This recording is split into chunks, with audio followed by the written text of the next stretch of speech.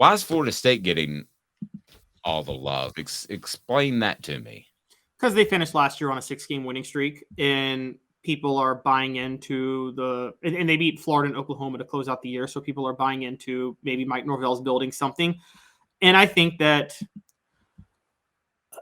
if there is one team that I think has, and I think Bobby Bowden, to his credit, by how great he was with the media and how open he was for decades, rest in peace, and how much of a just awesome guy he was, bought Florida. I don't think any program got more goodwill bought for them than Florida State. They got more goodwill than Notre Dame. I think people try to will Florida State to be good. So Florida State goes 10-3 last year, doesn't beat one team in the top 25. They lose 3 straight, all to the only 3 top 25 teams they played.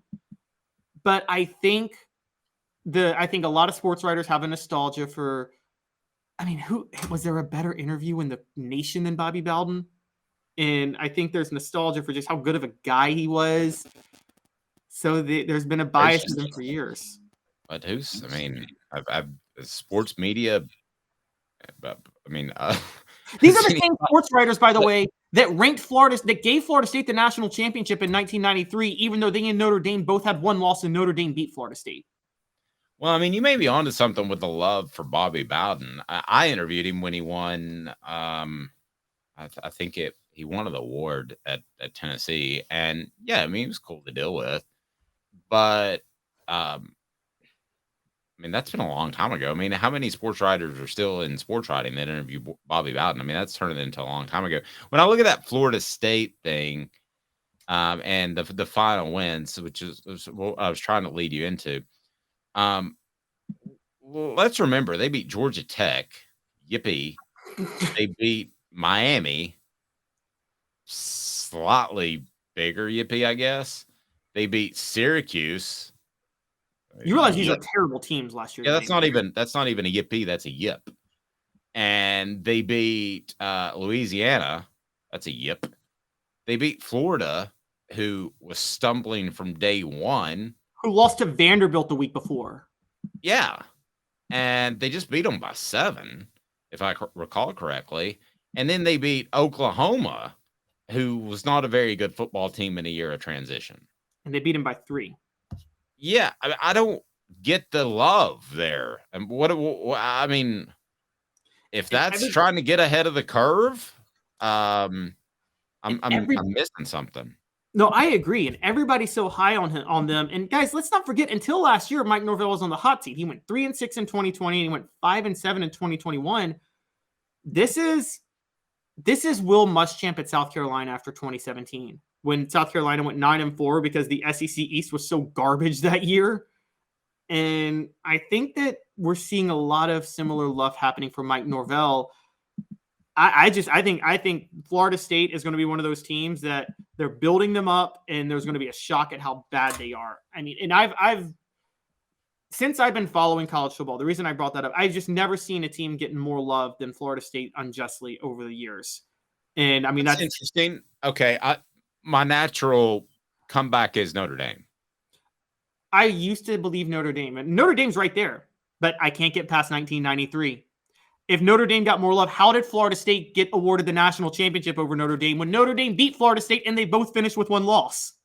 Okay, well, help me with this. Did they win the coaches or did they win the AP? Both. Florida State won both. Oh, well, that doesn't make any sense. Yeah. What happened was, it was that Florida State Notre Dame 1-2 game of the century, right? Notre Dame beats Florida State. Now, the next week, Notre Dame gets upset by Boston College. Fine. But they should stay ahead of Florida State because both teams have 1 loss, and Notre Dame beat Florida State. And then Florida State gets to play Nebraska for the national title in the Bowl Coalition, I think is what it was called back then. And Florida State wins. And so they're given the national title, and both teams have a loss. That shouldn't have been a national title for Florida State. No, yeah, they are massively loved. I still remember, and also, there's only 4 games. I don't believe in blaming the refs, and there's only 4 or 5 games in sports history where I think you can straight up blame the refs and think that game was fixed. 2003 Florida State is one of those games when Florida State beat Florida. I will go to my grave thinking that game was fixed for Florida State. Want to go to the message board for a second because I apologize, guys. Mine froze up on my end, but you guys commented, and I always want to get your opinions because you bring so much to the table. So Travis, for instance, said offensive line 7, running backs 8. Going back to our conversation earlier, wide receiver 10. So offense 8.3. He really broke it down as far as confidence level. And then we had D, who brought up a really, really good point. Where's Gerald Riggs Jr. and Cedric Houston? I would take those two over any two that Tennessee had, but I would take if you're talking about a trio, I think you have to go further back. I covered that team, and I can't remember who the third tailback was. Was it Corey Larkin, Derek Tinsley, Yeah. Jabari Davis, right? Was it Jabari? Might have been Jabari. Well, I mean, I got a lot of respect for Jabari's, but like I remember he started a few times in place of Cedric Houston in 2003 and 2002 and was nowhere near as good as Cedric Houston.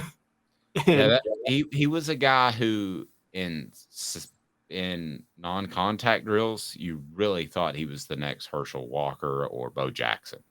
In contact drills, like walkthroughs on Friday, and he comes busting through line. You're like, holy gravy, just handing the Heisman right now because he was huge and fast and explosive.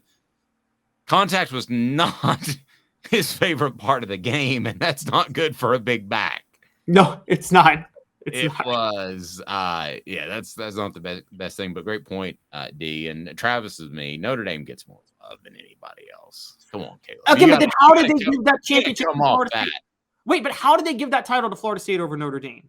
Well, I don't know. You've actually gone back further than when Who would you have voted for in 1993, Dave? If Florida State lost to Notre Dame, both teams finished with one loss, and you got to pick a national title, who are you giving it to? Aren't you making head-to-head the tiebreaker?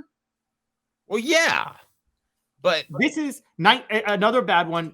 I got Florida State and Alabama ahead of Notre Dame. Alabama, guys, 1977, loses to USC. Both teams finished with a loss. Alabama gets voted ranked number 1 at the end of the year, not USC. Wait. Notre Dame has made like 3 college football playoffs because they're Notre Dame, and they go in there and they just get hammered. Okay, Florida State has made 1 and also got hammered and didn't belong in that college football playoff. Okay, this may be our first big disagreement. I think it's Notre Dame gets more love than everybody else, and then there's a second level. But I've got data on my side. There's literally evidence of Florida of when it comes to Notre Dame's in the top 3. Florida State's number 1. They have the most undeserved national title in history. It's true, but I do have. Bobby Bowden should only have 1 national title to his resume, not 2. But I do have the drop board on my side. And what does the drop board say? You suck. I don't mean that. No, that's fair. I'd never looked at it like that. Now, I will say above all of them, until 2011, the most annoyingly loved person in the history of college football was Joe Paterno. And it always made me want to vomit before the scandal happened. So you think Bobby Bowden got an unfair break at times because he was a good dude? Good, very strong faith Christian guy. You think a lot of people related to that? It wasn't even a strong faith Christian. It was that the media loved. He was so good. He was such a good interview and honest. Same with Steve Spurrier, by the way. I mean, that you saw that with Spurrier. I think one of the things that hurt Tennessee when there was a whole ESPN hates Tennessee in the 90s, I think part of it was a lot of media members preferred Johnny Majors as an interview to Philip Fulmer. Because let's be honest, who would you rather interview, Dave? Who's a better interview? Johnny Majors. Especially if you show up with a bottle of whiskey. Exactly. Also on the website, would Johnny Majors, whose estate is up for sale, would he have won a national title had Philip Fulmer not replaced him? I explained why I think not, and we may get into that tomorrow. But the one guy, I do think the faith part, because we're predominantly Christian country, I think the faith part played into it maybe more than you. And the reason I say that is his protege, Mark Richt, got a lot of passes at Georgia when it was obvious they weren't on the level of the other teams to compete for a championship. They had 1 year where they were like a play away from being in the national championship game. So I think that plays into it somewhat. But you're right. Great interview, affable. He's accessible. Travis says, "Dadgummit." That's what he always said. But it was accessible. Why? Because he called it a day at 5, 6 p.m. And I think a lot of people were able to interview him because of that. I mean, he didn't think that ball had to be 16 hours a day, which 90% of the coaches do. So a lot of just things I'm throwing out there about Bobby Bowden. But yeah, if you want to talk about coaches that got a pass for longer than they should have, it's definitely Mark Richt at Georgia, right? Yes, I think Mark Richt had such an early splash at Georgia. Remember, when he won an SEC title his second year, and that was Georgia's first SEC title since 1980 at the time, or 1981 or something like that. And then he won another one in 05. So I think Mark Richt made an early splash, and there was this idea of, oh, he's finally going to get over the hump at some point, and just never materialized. I think part of that was, by the way, to be fair to Georgia, they had Notre Dame standards in the SEC at the time. They had really high standards for their athletes and their players that you weren't going to be able to compete in the SEC. And they finally just said, forget it. We're throwing all that aside, and we're going to go just try to win a national title now. And I think that's where Kirby Smart has it a little easier than Rick did.